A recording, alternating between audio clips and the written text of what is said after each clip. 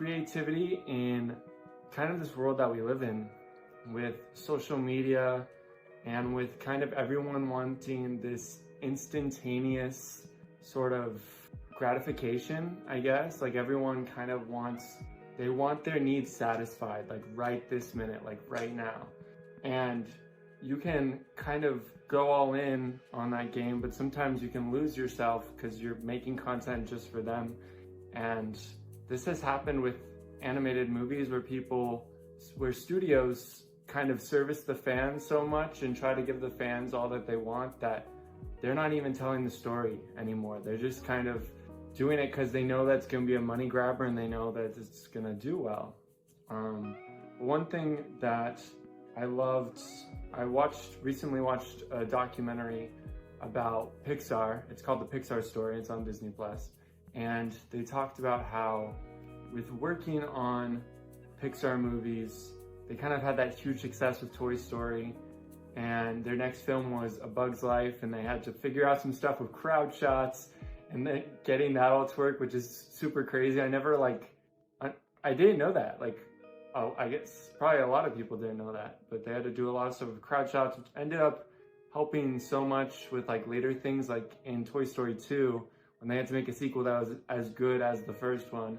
They have like that opening scene where Buzz is it's like the TV show or whatever, movie, and Buzz sees Zurg, and there's like all those different robots all around, and that was crowd shots. My brother kind of made a comment. He's like, yeah, like that was possible because they had that. And that didn't come from trying to please an audience. It came from something that they wanted to do, and they're like, hey, we really want to do this.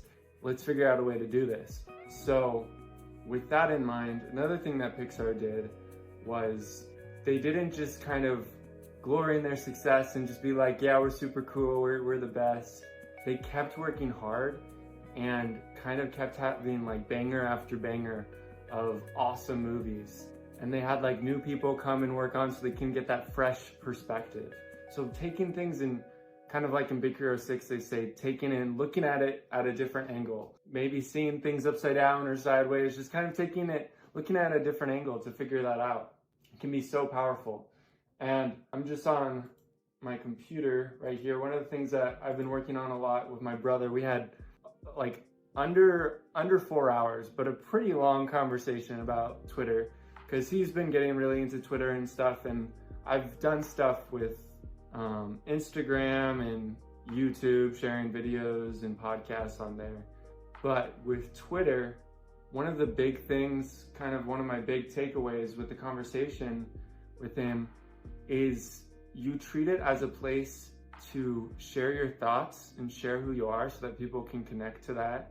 It's not just to share what's going to go viral, but to share who you are, and the people who care about what you care about, they're going to find you, and it's going to make all the difference. And with like telling stories and stuff, like with stories that I've been working on, I've been trying to get people more involved in those stories.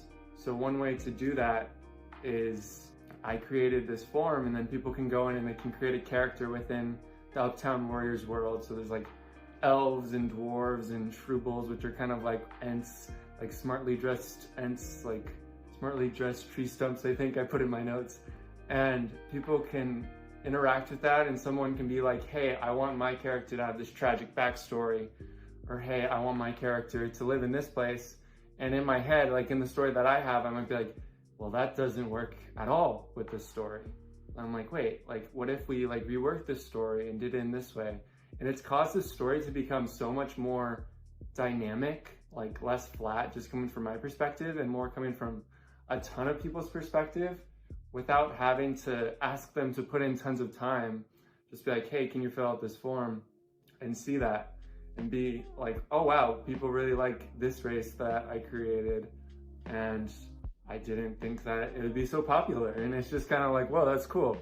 And realize maybe some things that aren't gonna work, and kind of build off of that and like work on that. And one of the big things, this podcast is gonna be tangent after tangent after tangent. And one of the big things that I think a big studio that did this really well was like Star Wars and Lucasfilm, especially with like the Clone Wars series and with that final season that came out. And then with also kind of with The Mandalorian, there were some things like they knew that a fatherly character with like kind of this child character that he can mentor would be popular. But they also go back to some of the things that people really loved about Clone Wars. And they don't just put it in there because it's convenient or because it's gonna be popular. And maybe they did, but it also serves as an awesome way to build this story around this Mandalorian character. And I don't know, it's just like a really cool way of looking at things. Another thing that was huge for me when trying to build my Twitter more, and it sounds weird, like this podcast is like, James, this podcast is supposed to be about creativity and about storytelling and about tons of other nerdy stuff, and like sometimes Twitter is just like, it's like a place where people, it's just tons of hateful comments, or yeah, it's like what, but really Twitter can be like whatever you put into it is what you're gonna get out of it.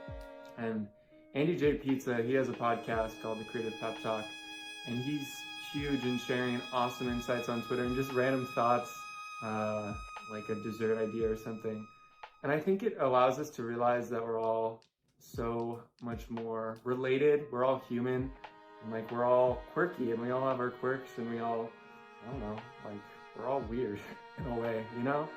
And I don't know, I'm gonna continue to do podcasts about animated shows and stuff, but I do want to do more of these podcasts where it's just kind of talking about a topic and, I don't know, building upon that, and then sharing this on YouTube so you guys can see the video.